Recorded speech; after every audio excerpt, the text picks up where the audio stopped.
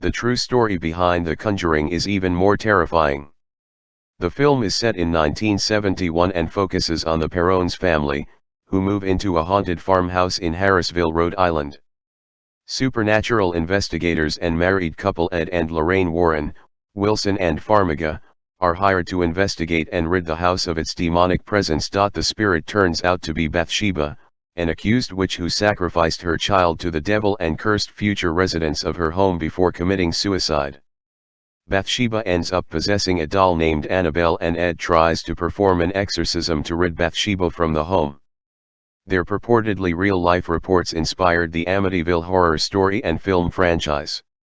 The Warrens come to the assistance of the Perron family, who experienced increasingly disturbing events in their farmhouse in Rhode Island in 1971. Ed and Lorraine Warren were paranormal experts in the U.S.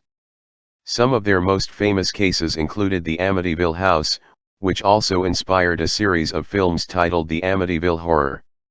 The couple founded the New England Society for Psychic Research.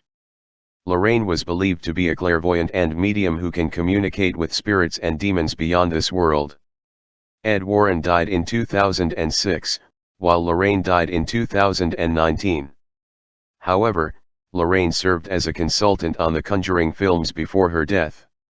The things that went on there were just so incredibly frightening, Lorraine told USA Today.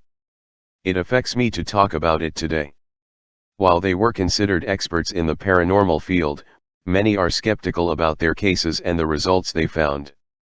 According to USA Today, neurologist Stephen Novella, president of New England Skeptical Society, who has investigated the Warrens in the past, isn't convinced. The Warrens are good at telling ghost stories, Novella said. You could do a lot of movies based on the stories they have spun. But there's absolutely no reason to believe there is any legitimacy to them. The Perron family. The Perron family lived in a 14-room house known as the Old Arnold Estate. Andrea Perron, the eldest daughter out of the 5 daughters of the Perron family, claimed many spirits resided in the farmhouse, along with Bathsheba. According to History Collection, the neighbors advised the Perrons to leave their lights on at night. The family claimed the ghosts were kind and benevolent in the beginning. Cynthia, one of the 5 daughters, said, when we first moved into the house, for the first 2 months, there was a woman that came and kissed me every night on the forehead that I thought was my mother.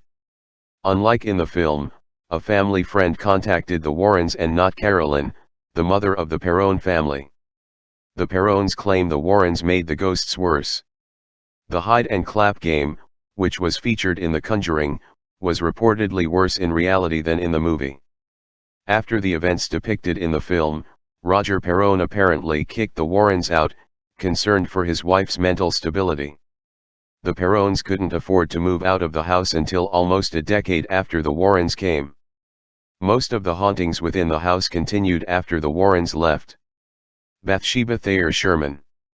Bathsheba, whose full name was Bathsheba Thayer Sherman, lived in the farmhouse in the mid-1800s. She's buried in the Harrisville Cemetery alongside her husband, Judson Sherman. The ghost of Bathsheba reportedly threatened the family with doom and gloom.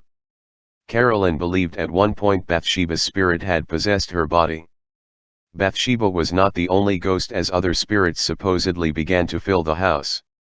Whoever the spirit was, she perceived herself to be the mistress of the house and she resented the competition. My mother posed for that position, Andrea told USA Today. Both my mother and I would just as soon swallow our tongue than tell a lie. People are free to believe whatever they want to believe. But I know what we experienced. According to Screen Rant, Andrea wrote a book in 2001 which included 3 parts about her and her family's experience.